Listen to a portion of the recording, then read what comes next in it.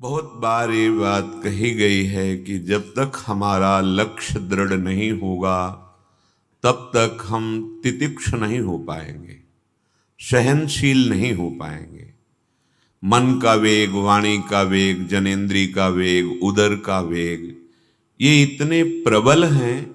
यद्यपि हमसे प्रबल नहीं हैं, हमारे स्वरूप पर इनका कोई प्रभाव नहीं पड़ सकता, पर हम अपने स्वरूप को भूलकर देह भाव को प्राप्त होकर इनकी अधीनता बहुत जन्मों से स्वीकार किए हैं। इसलिए ये वेग हमें क्षण में तन्मय करके, तदात्म करके हमें परास्त कर देते हैं। अगर इन वेगों को कोई सह सकता है तो सिर्फ भगवत प्राप्ति का लक्ष्य जिसका है, जिसको स्वरूप बोध का लक्ष्य वही सह सकता है, नहीं तो नहीं सह सकता। और जो सह गया वो महात्मा हो जाता है, हृदय उसका महान हो जाता है। जहां किंचन मात्र किसी विकार की कोई गुंजाइश ही नहीं, तो दुख परंपरा का ही नाश हो गया। यही तो हम मनुष्य जीवन में प्राप्त करने के लिए आए हैं कि हमारी दुख परंपरा नष्ट हो जाए, हम परम सुख को प्राप्त हों। पर दुर्बुद्धि हमारा पिंड नहीं छोड़ती। हम भगवत मार्ग के पथिक कहला कर के भी इंद्रियों की विलासता, मन की चंचलता बर्दाश्त कर लेते हैं। नहीं नहीं, इनकी चंचलता, इनकी विलासिता, यदि हम इससे गलती नहीं मानेंगे और इसे बर्दाश्त करते रहेंगे तो ये हमें कभी परमार्थ पे चलने नहीं देंगे। यही तो प्रभाव है कि कोई एक पाव भगत जिमि मोरी। कोई बिरला एक, कौन बिरला?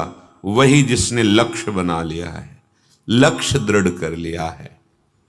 लक्ष्यवान में इतनी सामर्थ्य आ जाती है कि वो मृत्यु को भी सहने के लिए तैयार है।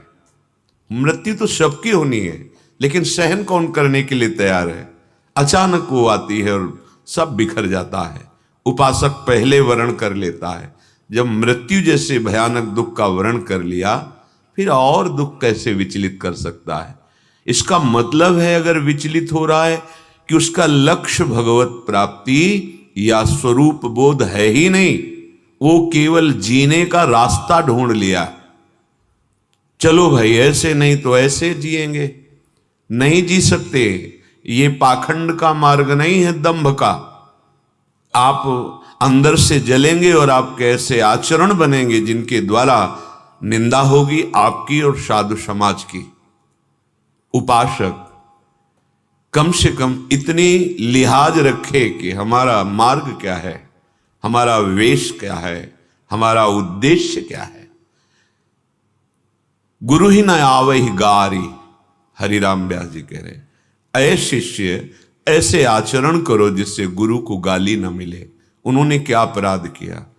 आपको स्वीकार करके अपने जीवन का परम धन आपको समर्पित कर दिया, नाम, वाणी, मंत्र, उपासना।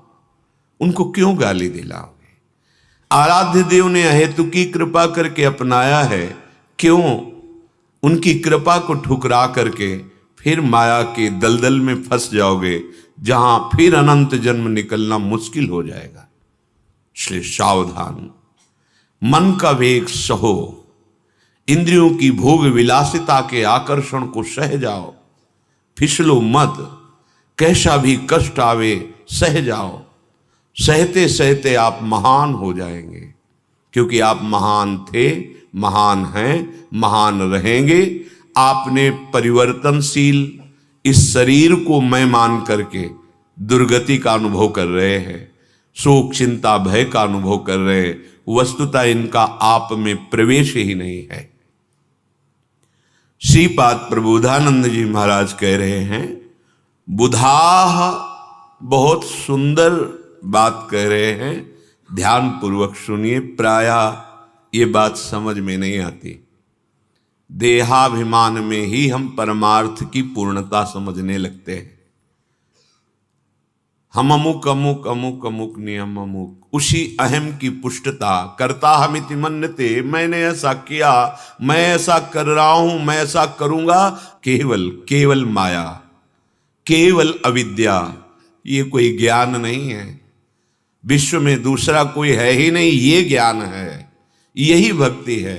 शुद्ध अध्यात्म वस्तु को समझना नहीं चाहते, अगर समझाने की प्रार्थना करो तो कटु वचन बोलते हैं, बड़े ज्ञानी बनते हैं अपने को। हाँ, अहम के कारण आपको समझ में नहीं आ रहा, लेकिन जब कभी भगवत कृपा से अहम गलित होगा तो आप इन्हीं बातों को सोच कर रोएंगे कि पहले कृपा हो गई थी, मैं समझ नहीं पाया। समझो, इतने बड़े महापुरुष जो ब्रह्मबोध संपन्न हैं, जो भक्ति की चरम अवस्था को प्राप्त हैं, वो समझा रहे हैं, बुधा मुधा क्लिश्यता साधनेषु दुखात्म संदिग्ध फलेषु शक्ताः पंचापि वृंदा विपिने पुमर्था लुठन्ति तानप्यलसा गृहीतुम। हे बुद्धिमान, तुम बहुत बुद्धि रखते हो, तो मेरी बात को समझ जाओ। तुम्हें ये जो लग रहा है कि हम बहुत क्लेश करके उस वस्तु को प्राप्त कर लेंगे, तो नहीं प्राप्त कर सकते। वैसे पहले बहुत से प्रसंग ऐसे चिंतन में आए थे, लेकिन जब से अम्बा का चिंतन इतना कठिन, तब बिल्कुल लगा कि शास्त्र जो कह रहे हैं कि अगर लक्ष्य नहीं बना तो सब व्यर्थ हो जाता है। बुधा मुधा क्लिश्यता साधनेषु दुखात्मक पर संदिग्ध फलेषु शक्ता। संशय है फल मिलने में, बड़े बड़े कष्ट सह करके अध्यात्म का मार्ग ही नहीं मिल पाता। वो मिलता है सदगुरु की कृपा से। जो सदगुरु का आश्रय लेकर अपने अहम का मर्दन सह गया, वो आगे परमार्थ का रास्ता आपके हृदय में ही प्रकाशित हो जाएगा। सच्ची मानिए, हमारा जीवन दिखावे में बहुत राजी होता है, प्रदर्शन, जिससे हमारा सम्मान। जब कोई कहता है विश्व में ऐसा कोई नहीं जैसा ये कर दिखाया, तो अहंकार फूल कर गुप्पा हो जाता है। और इसी को मिटाने चले थे, इसी को पुष्ट कर दिया। भाई समझ में ही नहीं आता परमार्थ, परमार्थ समझ में नहीं आता, और हम परमार्थ के अतिरथी महारथी वीर कहलाते हैं। समझना पड़ेगा, समझ जाओ, अभी समय है, समय है। आगे समय ऐसा आएगा कि न समझाने वाला मिलेगा न समझने वाली बुद्धि। अभी नहीं है। कटाक्ष करते, सत्य वस्तु उनके सामने रखो कि भाई ये जो तुम हल्ला मचाते घूम रहे हो कि मुझे भगवान की प्राप्ति हो गई, कुंडलनी जागरण हो गया, दिव्यता आ गई, ये अहंकार बोल रहा है। जब मैं था तब हरि नहीं, अब हरि है मैं नाही। सिद्धांत नहीं उतरा जीवन में तो बकवास, बकवास से अविद्या पर विजय नहीं प्राप्त कर लोगे। फिर वही प्रश्न करता है कि घर वाले बड़ा झगड़ा करते हैं, अशांत हैं। अभी घर वाले, और भगवान का साक्षात्कार हो गया, कुंडलनी जागृत हो गई, अद्वैत स्थिति नहीं आई, ये सब बकवास नहीं तो और क्या है। फिर वो हृदय में उसको लगता है कि मेरा अपमान किया जा रहा है। ये अहंकार, अहंकार का मर्दन ही अध्यात्म है प्यारे। अहंकार का ब्रह्म स्वरूप में स्थित हो जाना ज्ञान, अहंकार का लय होकर भगवत दासत्व की स्थिति आ जाना ये भक्ति। समझना ही नहीं चाहता, अहंकार समझना ही नहीं चाहता। इतना दुराग्रह भर जाता है अहंकार पुष्टता के लिए, नहीं समझना चाहता। भाई समझो, साधक दिखावा के लिए नहीं है, साधक अहम को मिटाकर, अपने अस्तित्व को मिटाकर भगवत स्वरूप होने वाला है।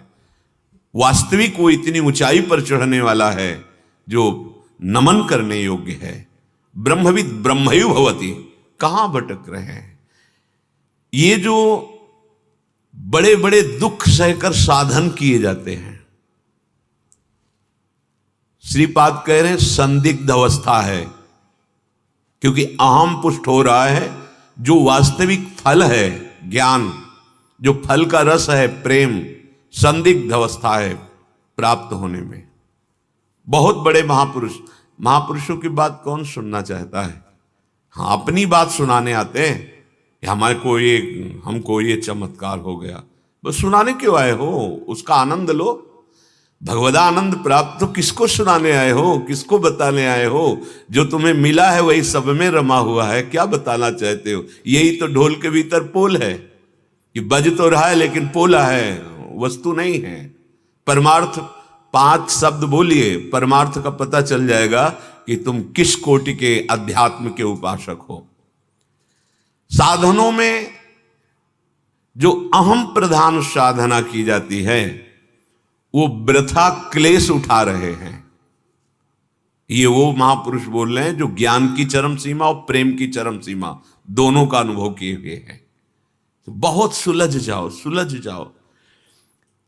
मेरी प्रार्थना मान लीजिए, पंचापि वृंदा विपिने पुमर्था लुठंती तानप्यलसा गृहीतुम। महामहिम परम पावन श्री धाम वृंदावन का आश्रय ले लो और निरंतर प्रिया प्रीतम का भजन करो। ये 5 पुरुषार्थ तुम्हारे सामने लुटते घूमेंगे, धर्म अर्थ काम मोक्ष प्रेम। पंचापि वृंदा विपिने पुमर्था लुठंति तान्यप्यलसा गृहीतुम। कुछ नहीं करना, अंदर से आश्रित हो जाओ और एक क्षण भी व्यर्थ ना जाने दो। राधा वल्लभ श्री हरिवंश, राधा राधा राधा, या जो गुरु जी ने तुम्हें नाम मंत्र दिया है। किसी भी क्षण जो भगवत विस्मृति है वो हमारी मृत्यु है, ऐसा सोचो। वो भारी विपत्ति है, ऐसा सोचते हो? अगर तुम्हारी जिह्वा नाम रस में लग गई तो मांग कैसे हो गई उस जिह्वा को कि अमुक पदार्थ हमें पाना है। जो मुहि राम लागते मीठे, ये जितने व्यंजन है सब बेस्वाद हो जाते, बमन के समान हो जाते। रमा विलास, भगवान का जो प्रेमी जन है वो रमा अर्थात माया अर्थात लक्ष्मी, इसका विलास बिल्कुल नहीं रुकता। रमा विलास राम अनुरागी तजत बमन, वो बमन के समझ, तब ये तो समझ में नहीं आता कि साधक किसकी साधना कर रहा है, इंद्रियों को संतुष्ट करने की या भगवत प्रसन्नता की। आपका लक्ष्य क्या है, चाहे गृहस्थ हो या विरक्त हो। देखो, जो कहा जाता है प्रवृत्ति मार्ग और निवृत्ति मार्ग, ये बाह्य मार्ग की बात है। बाहर से तुम प्रवृत्ति में हो, बाहर से हम निवृत्ति में हो, दोनों को आना निवृत्ति में ही है। अगर आंतरिक निवृत्ति नहीं तो बाह्य निवृत्ति का वेश बनाने से वो उद्देश्य की पूर्ति नहीं होगी। वो प्रवृत्ति में है, अगर उसके अंदर आंतरिक निवृत्ति है और भगवदाकार वृत्ति की तरफ बढ़ रहा है, वो परमहंस है, वो महापुरुष है। समझना होगा। पता नहीं किस क्षण हमारी मृत्यु हो जाए, इसलिए हर क्षण को आखिरी समझकर भजन करो। जैसे है कि हमारा आखिरी समय है और हम नाम में एकदम डूब रहे, ऐसे पता नहीं कौन सा क्षण आपका आखिरी हो। जो क्षण भोगों में इतना रम गया कि प्रभु को भूल गया, तो जन्म जन्म की जो बिगड़ी बनाने आए थे मानव देह में, वो नहीं बन पाएगी। भगवत चिंतन से शून्य जो क्षण गया वो व्यर्थ गया। बड़ा अमूल्य धन तुमने नष्ट कर दिया। ध्यान दीजिए, जो क्षण तुम्हारा भगवान नाम जप से अलग चला गया, बड़ा घाटे का सौदा हो गया। एक व्यापारी थोड़े से धन के घाटे को बर्दाश्त नहीं करता।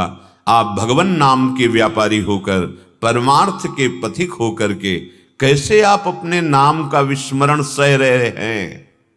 कौन सी वस्तु व्यक्ति स्थान इतना प्रिय लगा जिससे परम प्रीतम प्रभु का विस्मरण हो गया और आप उसे बर्दाश्त कर रहे हैं उपासक होकर? एक तो हम उस भगवत चिंतन रूपी महामणि को त्याग कर जो उस क्षण में भोग में तन्मय हुए, वो भोग हमारे अंदर और गलत संस्कार बनाएगा और हमें अशुभ गति होगी, जिसे दुर्गति कहते हैं। अतः स्मरण, भगवद स्मरण, यही साधक का आहार होना चाहिए। ये ये आहार, कभी नाम कीर्तन का स्वाद, कभी नाम जप का स्वाद, कभी मंत्र का स्वाद, कभी लीला कथा गायन का स्वाद, कभी लीला कथा श्रवण का स्वाद, कभी विविध सेवा पद्धतियों का स्वाद, अपने आराध्य देव को विविध अर्चन बंदन आदि के द्वारा उनको सुख पहुंचा रहे। ये उपासक का जीवन है। जो स्मरण पर दृष्टि रखता है उसने मानो सब साधनाओं का फल प्राप्त कर लिया। ये अभ्यास से होता है, कृपा से अभ्यास, अभ्यास से सिद्धावस्था। आप अभ्यास में बहुत शिथिल हो रहे हैं। जब किसी से पूछो कहां हो, तो कोई बिरला ही ठीक ठिकाने पे होता है, उत्तर देता है हाँ है, वही है, नहीं तो हाँ अब चल पड़ा। ऐसा नहीं होना चाहिए। आपके अंदर एक पीड़ा होनी चाहिए कि हमारा भजन न छूटे। हम भगवत मार्ग के पथिक है, चाहे गृहस्थ वेश हो चाहे विरक्त वेश हो। प्रभु को ज्यादा वेश से मतलब नहीं है, उद्देश्य से मतलब है। उद्देश्य जो ठीक है, यही तो हम प्रसंगों में सुनते हैं। राजसूय यज्ञ में कौन नहीं आया था? त्रिभुवन के सब महर्षि विराजमान थे, लेकिन पूर्णता स्वपच वाल्मीकि से कराई भगवान ने। जो महाभारत प्रसंग में आता है, सर्व पूज्य बना दिया। क्यों? क्योंकि अकिंचन और गुप्त भजनानंदी महापुरुष तो प्रकाशित किया गोविंद ने। अपने जनों का यश भगवान स्वयं प्रकाशित करते हैं, वो अपने यश को बर्दाश्त नहीं करते। अगर यश बर्दाश्त होने लगा तो मरा हुआ अहम फिर जाग जाएगा, नहीं स्वीकार करते, गौरव नहीं रखते। गौरवम घोर रौरवम, प्रतिष्ठा सूकरी विष्ठा, सम्मानम घोर विषम।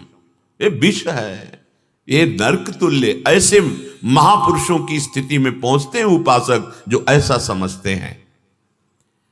ये सिद्धावस्था अभ्यास से होती है और आसक्ति से होती है।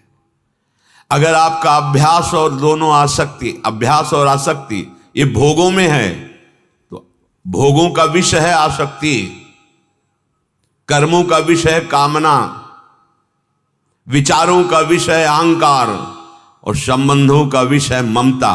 विष खा रहे हो तो अमृत की तरफ कैसे बढ़ सकते हो? नामामृत, रूपामृत, लीलामृत, वचनामृत, चरणामृत, ये सब अमृत है। यहां जो भी है इसका नाम मृत लोक है, मृत्यु। अगर आप बार बार भोगों का अभ्यास और उसमें आसक्ति तो विष खा रहे हैं, कैसे आप भगवत अभ्यास में पुष्ट होंगे? स्मरण का अभ्यास जो उपासक करता है तो ऐसी स्थिति आ जाती कि अपने आप स्मरण लगातार चलने लगता है। आसक्ति होने से गाढ़ प्रेम हो जाता है, गाढ़ प्रेम। तद स्मरणेन परम व्याकुल देती। अभ्यास से ऐसी ऊंचाई पर वो पहुंच गया कि अब वो प्रपंच में भी बैठा रहे तो उसका अभ्यास सिद्ध हो चुका है।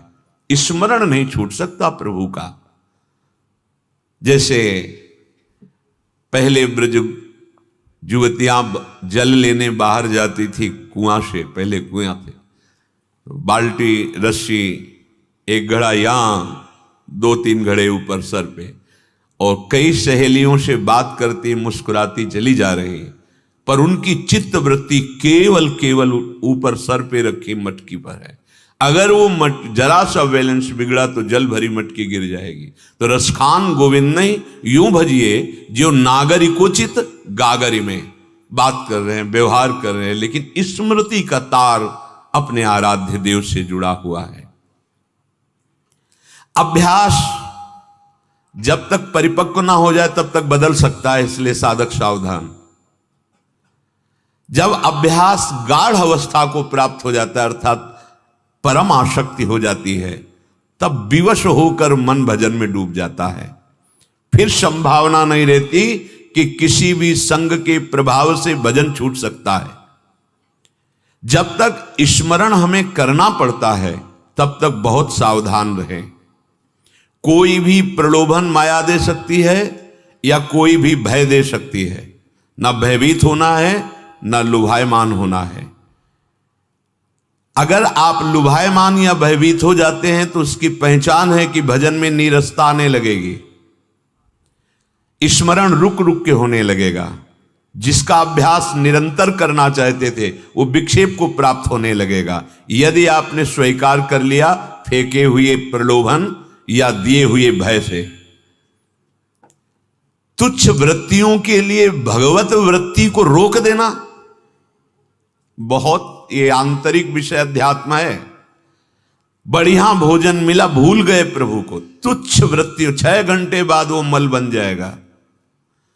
तुच्छ भोगों के लिए प्रभु का स्मरण रोक दिया, भूल गए, बहुत बड़े हानि। साधक के हृदय में इस वृत्ति का स्थान ही नहीं होना चाहिए। अपने प्यारे के स्मरण से बढ़कर त्रिभुवन में कोई नहीं।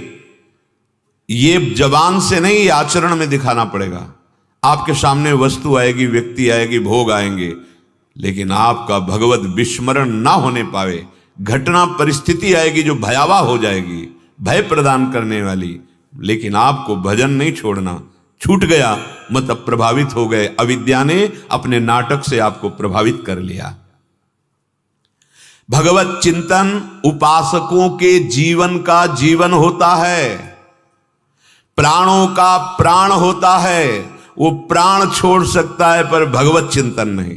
क्या बात, ये बलिहार है। ऐसे महापुरुष जहां चरण रख देते हैं वो तीर्थ बन जाता है। तीर्थी कुर्वन्ति तीर्थानि, वो तीर्थ पाद प्रभु को हृदय में अखंड स्मृति के द्वारा बंदी बना लिया। अब वो जहां जाता है सतरति सतरति सा लोकान तारयति। कैसी सामर्थ आ गई। अपने तरने के लिए परेशान हो, यदि आपका अखंड नाम चल रहा है, अखंड भगवत चिंतन, तो लोकान तारयति, वो लोकों को तार सकता है। जिस समय आपका निरंतर चिंतन चलता है, एक क्षण के लिए नहीं रुकता, तो आपकी ऐसी स्थिति हो जाएगी, अगर रुकने का अवसर आया, जैसे श्वास चल रही और रोक दी जाए तो दम घुटने लगता है, ऐसे आप व्याकुल हो जाएंगे। नाम का अगर वो तार रुक रहा है, नाम की जो एक धारा चल रही, उसको किसी भी कारण से विक्षेप पहुंचा, वो व्याकुल हो जाएगा। ऐसे उपासक के संचित कर्मों में नाम आग लगा देता है। बहुत ये दुर्लभ बात है। ऐसे उपासकों के जिनका अखंड चिंतन चलता है, तो ये चिंतन, ये नाम संचित में आग लगा देता है। बहुत ध्यान से सुनना। नवीन जो क्रियमाण है, बहुत मंगलमय हो रहा है, त्रिगुणातीत हो रहा है, इसका उसको बंधन नहीं होगा, पर प्रारब्ध को भोगना पड़ेगा। ये बड़े बड़े महापुरुषों के शरीरों में देखा जाता है।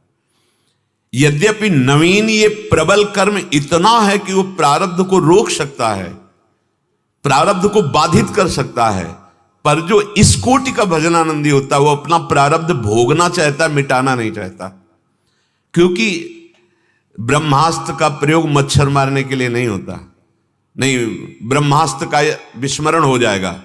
उसकी एक मर्यादा है कि वो दैवी शक्ति संपन्न या महामाया शक्ति संपन्न होना चाहिए, जिस पर ब्रह्मास्त्र का संधान हो। अगर साधारण पर कर दिया गया तो ब्रह्मास्त्र लोप हो जाएगा, उसकी स्मृति, उसकी सामर्थ्य। ऐसे ही निरंतर भगवदानंद में डूबकर जो जीवन मुक्तता की तरफ जा रहे हैं, वो अपने पावर का, अपने सामर्थ्य का प्रयोग ये शरीर के आए हुए प्रारब्ध के रोकने में नहीं लगाते। नहीं, शरीर अभिमान पुष्ट होने लगेगा। इसलिए वो भगवदानंद की मादकता में अपने प्रारब्ध को सह लेते हैं और भोग लेते हैं। बहुत सुंदर बात है, बहुत सुंदर। एक परमहंस जी मिले थे हमें इछावर बिंदौर की तरफ, जो हम यमुना के किनारे भ्रमण कर रहे थे। वो बड़े ही दिव्य ब्रह्मबोध संपन्न महापुरुष, काफी दिन संग। फिर जब वृंदावन में थे तो एक दिन देखा वो, अरे दौड़ के गए, प्रणाम किया।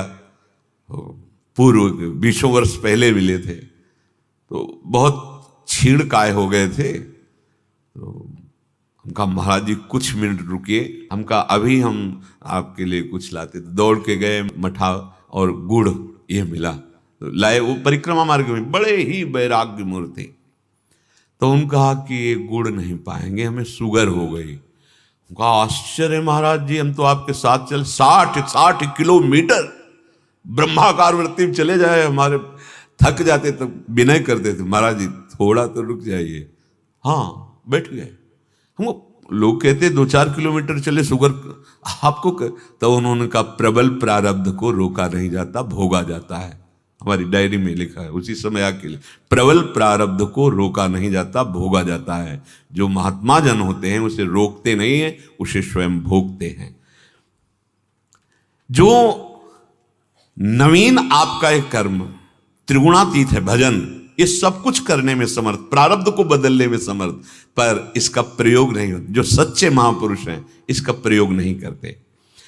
प्रारब्ध को कुछ काल के लिए रोकना हो सकता है कि अभी मैं स्वीकार नहीं करता, हाँ आपको समय दे दूंगा, अभी नहीं, अभी हमारी परिपक्व अवस्था नहीं, प्रारब्ध रुक जाएगा। ये उनकी बात हो रही जो अखंड तैल धारावत भजन में, जैसे एक प्रसंग में कई बार सुनाया है, पूज्य श्रीधर बाबा ने सुनाया था जब उनके चरण चाप रहे थे, तो ये जब प्रकाशित हुआ था उनसे, तब उन्होंने वो कि देखो महात्मा जन कितने भी समर्थ हो, भोगना तो पड़ता है। बोले एक राधा कुंड में संत जी थे, वो अपना नियम से भजन करते, पूरे राधा कुंड में सोहनी सेवा करते। कोई जैसे ये बाहरी लोग तभी हम कह रहे हैं, जैसे लोग कहते हैं कि इसका शुद्धिकरण होना चाहिए, हाँ होना चाहिए, पर शुद्धिकरण पूर्ण रूप से धाम का या नदियों का तभी होगा जब हम लोगों की बुद्धि शुद्ध हो जाए। जहां खाया वहीं फेंक दिया, मसाला खाया थूक दिया, ये शुद्धिकरण, तुम्हारी बुद्धि शुद्ध हो जाएगी तो तुम्हें पता होगा मुझे कहां थूकना है, कहां लघु शंका करना है, मुझे कहां कूड़ा डालना है। हम लोग ही तो गंदगी फैलाने वाले हैं, प्रकृति थोड़ी गंदगी फैला रही, प्रकृति को हम लोग गंदा कर रहे हैं। तो हमारी बुद्धि शुद्ध होनी चाहिए, एक एक जन की बुद्धि शुद्ध हो जाए, सब निर्मल हो जाएगा। अगर हमारी बुद्धि शुद्ध नहीं है तो फिर क्या है, शुद्ध सच्चिदानंद के सिवा और कुछ है ही नहीं। चाहे वो नदी हो, चाहे वो वृक्ष हो, चाहे वो भूमि हो, चाहे जड़ हो, चाहे चैतन्य हो, मत्तः परतरम नान्यत किंचिदस्ति धनंजय, परम शुद्ध सच्चिदानंद कब आया, जब बुद्धि शुद्ध हो गई। यहां कह रहे हैं हमारी बुद्धि जब निरंतर भजन में लगती है वो शुद्ध हो जाती है। वो महात्मा जी जैसे कोई अज्ञानी जन आए, बड़ी विचित्र दशा है। चाहे आप पावन यमुना के पुलिन तट पर देखो, हम ही लोग गंदगी फैलाते, खाया वहीं धूना फेंक दिया, ऐसे थूक दिया, ऐसे पता नहीं तुम्हें कि परिक्रमा मार्ग है, ये यमुना का किनारा है, परम पावन धाम है, किसी महापुरुष जो भजनानंदी है उसके चरण में तुम्हारा यह पवित्र थूक और ये सब मसाला की पीक पड़ेगी, पुण्य नष्ट हो जाएंगे तुम्हारे।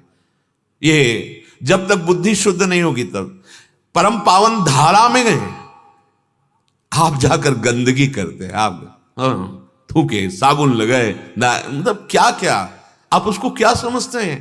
परम पावन यमुना की धारा को कोई मलिन कर सकता है? शुद्ध सच्चिदानंद में प्रेम स्वरूप ये सब हैं। मलिनता हमारी बुद्धि में आ गई और हम ही मलिनता फैला रहे हैं। प्रकृति मलिन नहीं है, प्रकृति को मलिन हम कर रहे हैं।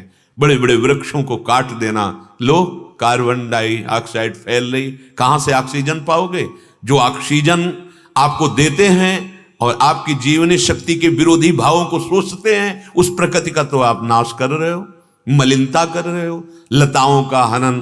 देखो ना प्रकृति के साथ खिलवाड़, तो फिर तुम्हारे जीवन के साथ प्रकृति खिलवाड़ कर देगी। हमारी बुद्धि शुद्ध होना आवश्यक है। महात्मा जन स्वयं पावन करते हैं हृदय को, दूसरों के हृदय को, और बाह्य भी पावनता आवश्यक है, पर बुद्धि की पावनता के बिना बाह्य पावनता, आप वहां सोहनी लगा के चले गए, अब एक मलिन बुद्धि वाला है, पीक मार दी मसाले, उसकी बुद्धि शुद्ध होना अनिवार्य है। अगर हमारे समाज की बुद्धि शुद्ध हो जाए, कुमति का विस्तार हो रहा है, मलिन बुद्धि बढ़ती चली जा रही है। बुद्धि की कमी नहीं है, लेकिन मलिन बुद्धि, स्वार्थ बुद्धि, कैसे बताए? अगर हमारी बुद्धि शुद्ध नहीं तो फिर लाभ नहीं मिल पाएगा। आज नवीन नवीन साधक उपासना मार्ग पे चल रहे हैं, सेवा शब्द से घबरा जाते हैं, सेवा शब्द से।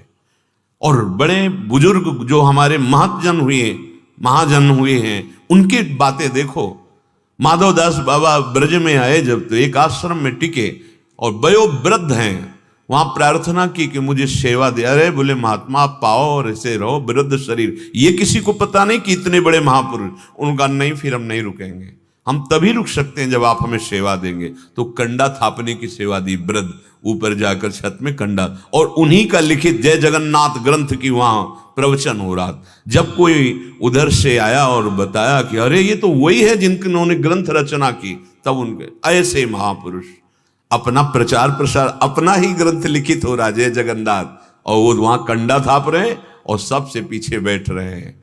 ये छिपाने वाला महात्माओं के आचरणों को तो देखो, कितनी सेवा प्रधान बुद्धि है। पूरे राधा कुंड की सोहनी लगाते, जहां कोई ऐसे थूक देता दोना, वो सब ऐसे पोछा लगाते, साफ करते। एक दिन बैठे हुए थे भजन में, एक काला पुरुष आया दुर्गंध युक्त, और उसने कहा मुझे स्वीकार करो। वो कौन हो तुम? बोले 12 वर्ष का गलित कुष्ठ, आपका प्रारब्ध। और कहा इतना समय नहीं कि हम 12 वर्ष तुम्हें लेकर बैठे रहे, नहीं, हम नहीं स्वीकार करते। ये उनकी सामर्थ्य है जो निरंतर भजन और सेवा परायण है, अपने लोगों से नहीं पूछेगा। ये समर्थ महापुरुषों की बात। समर्थ कौन है? जो नाम जापक है, निरंतर नाम में वो समर्थ है। फिर दूसरे दिन आया, रात दिन मिला करके हम 6 महीने में भोगवा देंगे। अब आप 12 वर्ष का, इतना हम कष्ट देंगे कि 12 वर्ष का कष्ट 6 महीने में नहीं हो सकता। फिर तीसरे दिन आए, 1 महीना, हमसे नहीं हो पाएगा, हमारे पास इतनी दिनचर्या है, साधु सेवा है, भजन है, राधा कुंड की सेवा है। बोले महाराज आपको भोगना तो पड़ेगा, आप स्वीकार करो। तो उनका 24 घंटे, तो कहा 12 साल का कष्ट 24 घंटे में तुम्हें भोगवाएंगे, पर कोई औषधि नहीं, कोई सेवक नहीं। बोले शर्त तय तुम्हारी। अपनी कुटिया में गए, शिष्यों से कहा कि हम कितना भी रोएं चिल्लाएं, खोलना मत, हमें डिस्टर्ब मत करना, विक्षेप मत डालना, बंद कर। बोले अभी से लेकर 24 घंटे बाद हम निकलेंगे। और अपनी कुटिया में गए, कहा आओ। पूरा शरीर गलित हो गया, दुर्गंध, पीड़ा भयानक। बस भगवान नाम उच्चारण करते 24 घंटा कटा, फिर दिव्य तेजो में शरीर। प्रारब्ध भोगना पड़ता, अवश्य में वो भोक्तव्यम कृतम कर्म शुभाशुभम। हाँ, कम होके 12 साल का 24 घंटे में आ गया। बहुत बड़ा प्रारब्ध छोटे में आ जाएगा, पर भोगना पड़ेगा।